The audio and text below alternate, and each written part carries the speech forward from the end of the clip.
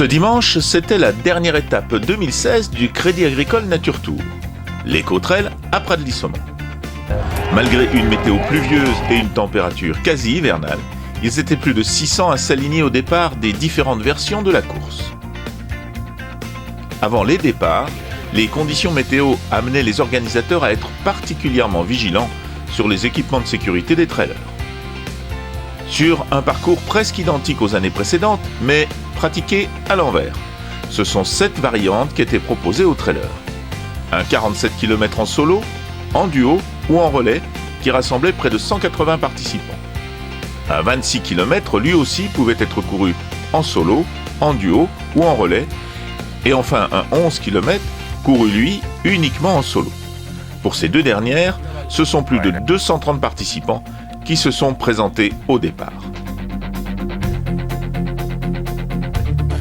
Bon, j'étais malade pour une demi-heure. Hein. Ah, c'est cool. T'as une demi-heure où t'es obligé de te réalimenter, de te refaire le sucre. Ouais, bien sûr, en pleine forme. C'est reparti. Au pied du col de Chalune, pour certains, le froid avait déjà fait des dégâts. Et les derniers du 47 km étaient rattrapés par les premiers du 26, partis 1 heure plus tard. Et nous n'en sommes qu'au 10e kilomètre. 20 km plus loin, au col de la Ramasse, nous retrouvons la première féminine.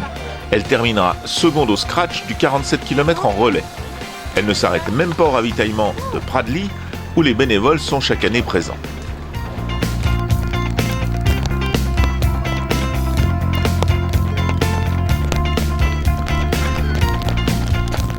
Petit à petit, les trailers de chaque version de course s'approchent de l'arrivée, attirés sans doute par les fromages de la coopérative de Mieuxy ou les biscuits de Saint-Agone.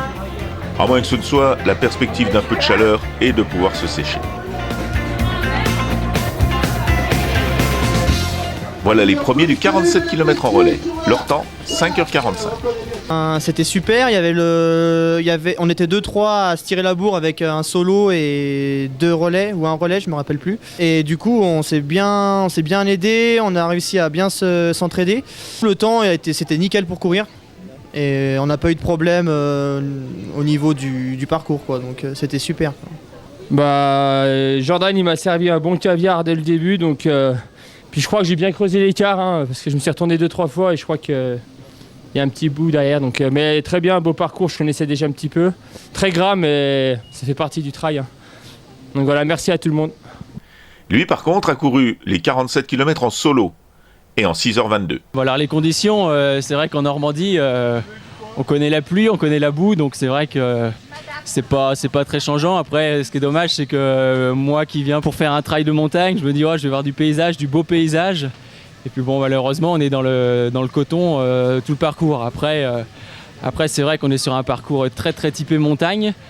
Pour moi qui viens de la Normandie, c'est complètement différent. Des montées très sèches et des descentes aussi très sèches.